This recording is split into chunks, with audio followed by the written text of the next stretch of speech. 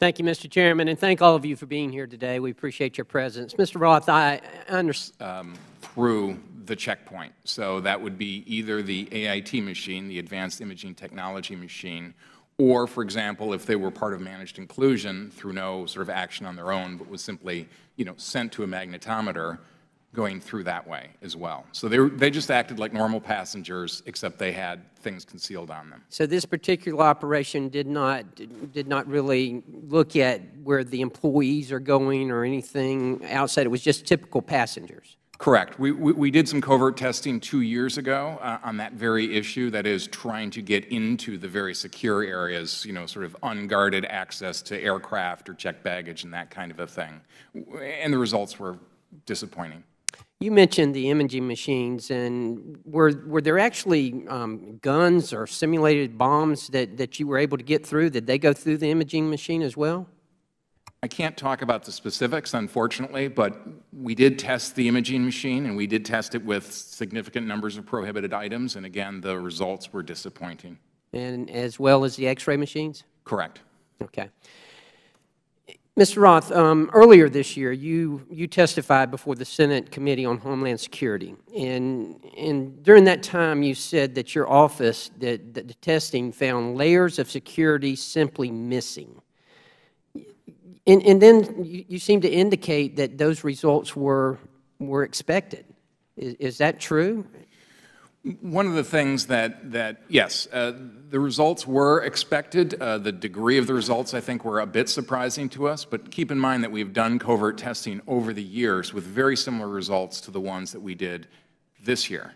And I would add that once we did the results this year, we discovered that TSA itself had done covert testing with very similar results. So everything had been consistently poor for a number of years, which, of course, was both exasperating and troubling to us.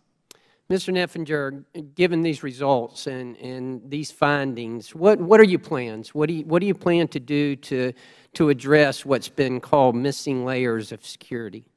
Well, first, it's a full system review. It started with understanding the nature of the failures that existed, to look at how those were similar to other discoveries in past years, and as I mentioned before, to really figure out what's the systemic reason for this.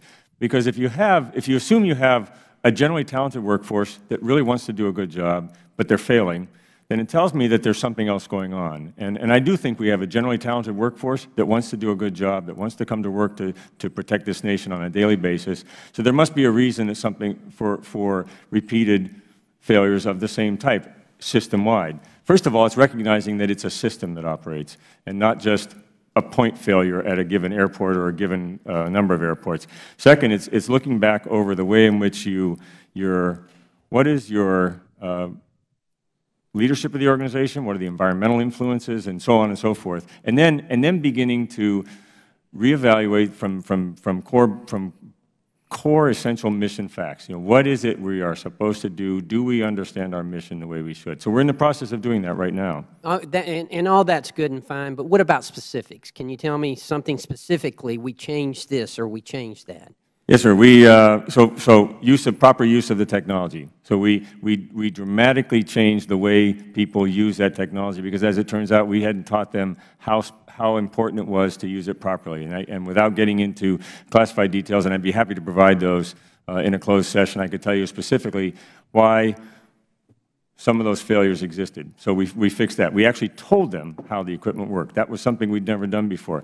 We streamlined the number of procedures that we expected them to memorize. I mentioned there were 3,100 separate tasks and 88 different forms of pat-down. So that was it's impossible. There's no one who can do that. So we've now streamlined that down to about a 25-page quick response guide, which outlines in very specific detail with pictures, here's exactly what you do. And we've significantly improved our ability. So we trained specifically to do things very differently at the checkpoint.